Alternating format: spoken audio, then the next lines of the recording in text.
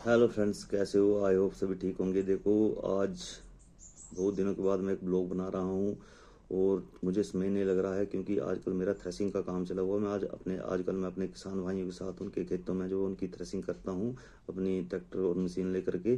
तो आज मुझे थोड़ा समय लगा है। मैंने सोचा चलो कुछ ब्लॉग बनाता हूँ। तो देखो, मैं जब भी ब्लॉग बनाता हूँ तो मैं एक क्वेश्चन जरूर छोड़ता हूँ। तो मैंने कल एक क्वेश्चन छोड़ा था कि वोट उसको दो कि जो आपका गाँव का भविष्य जो सुधारे और गांव को जोड़े और ना कि गांव के लोगों को सामूहिक बांटे।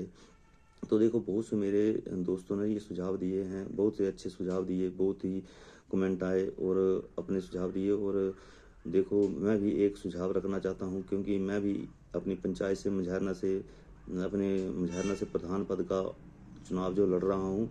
तो देखो, सबसे मेरा कि देखो, मैंने कहा कि मैं पब्लिक को अपने स्पष्टता जो मेरे उद्देश्य होंगे मैं अपने फेसबुक के जरिए सभी को बताऊंगा, ना कि मैं पोस्टरों में छपे हुए। जैसे कुछ चले बोलते हैं कि मैं सिंचाई के लिए बेहतर करूंगा, कुछ बोलते हैं फसलों की पैदावार करूंगा।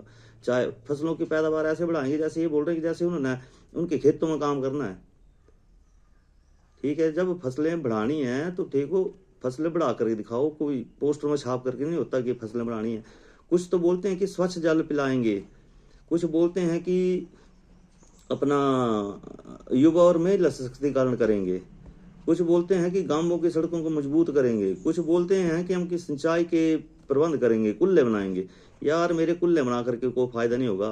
कुल्ले बनाएंगे ठीक है, तो आप पानी का सोर्स तो ढूंढो पहले। पानी का सोर्स कहाँ है? ये कुल्लों के बारे में तो कल मैं टॉपिक बनाऊंगा, लेकिन आज का मेरा टॉपिक है, आज का मेरा जो मुद्दा है वो मैं अपनी स्पष्टीकरण दे रहा हूँ। अपनी पंचायत के प्रति जो मैं करना चाहता हूँ उसके बारे में अपना सुझाव दे रहा हूँ। कुछ बोल रहे हैं कि मैं हरियाली लगा दूंगा।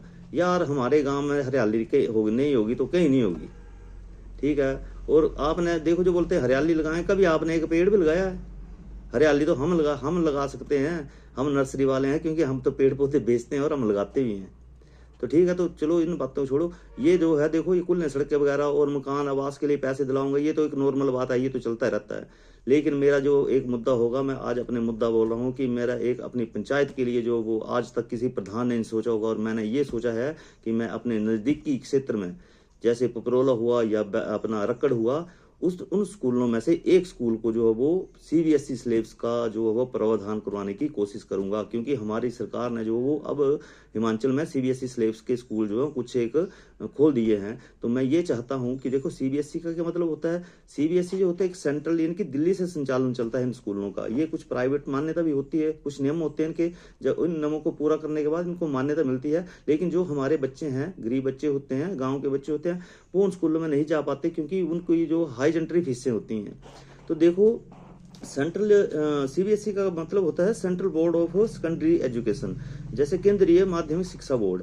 इसका संचालन दिल्ली से होता है। इसमें क्या होता है, एनसीईआरटी की जो है बुकें पढ़ी जाती हैं। एनसीईआरटी की बुकों का पढ़ने का लक्ष्य ये होता है कि जो नीट और जेई के जो टेस्ट होते हैं वो उसी ही सिलेबस में से आते हैं। जो बच्चा उस सिलेबस को पढ़ेगा वो उन चीज़ों को क्वालिफाई करेगा, नीट क्वालिफाई करेगा, जेई क्वालिफाई करेगा, तो मेरे गांव के बच्चे जो वो एक अच्छी बड़े बड़े ओहदों में जाएं। ठीक है, मेरा लक्ष्य सबसे पहले यही होगा कि मेरे नज़दीक की स्कूल में एक सीबीएसई स्कूल खुलवाने की कोशिश करूंगा। और अपनी सराउंडिंग पंचायतों, देखो हमारी पंचायत को तो वो यही चीज़ मिलेगी, लेकिन सराउंडिंग पंचायतों को भी उस स्कूल में जो वो एक उपलब्धि होगी। तो मेरा सबसे बड़ा लक्ष्य होगा शिक्षा के विस्तार के लिए जो वो सीबीएसई सिलेबस का प्रावधान करूंगा। ये नहीं बोलूंगा कि हाँ, मैं देखो पूरे गांव को साथ लेकर के चलूंगा।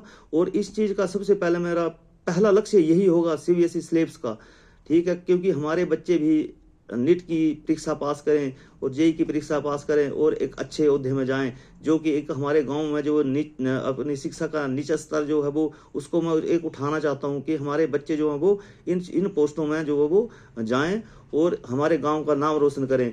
और ये नहीं घोषणा नहीं मारूंगा कि सड़कें पक्के करूंगा। कुछ तो बोल रहे हैं कि हम सड़कें बनी बोल रहे हैं कि और पक्की करेंगे, कि फेविकोल लगाएंगे उसमें। ठीक है, कम से कम मेरा उद्देश्य जो वो मैंने अपना पहला उद्देश्य बता दिया है आज पब्लिक को। मैंने कहा है कि मैं जो भी उद्देश्य बनाऊंगा अपना, वो यानी कि मेरा उद्देश्य जो होगा सामने पब्लिक के सामने होगा और फेसबुक के जरिए मैं जो वो अपनी पारदर्शिता दिखाऊंगा कि मेरा लक्ष्य क्या है।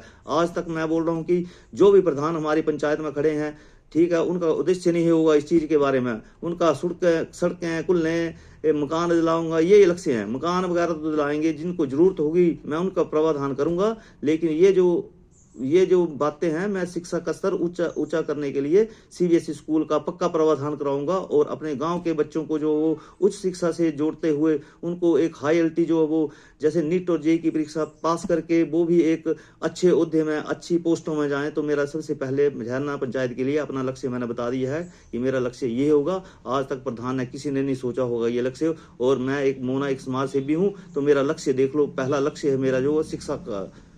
तो आज का मेरा ब्लॉग यही समाप्त है, तो धन्यवाद।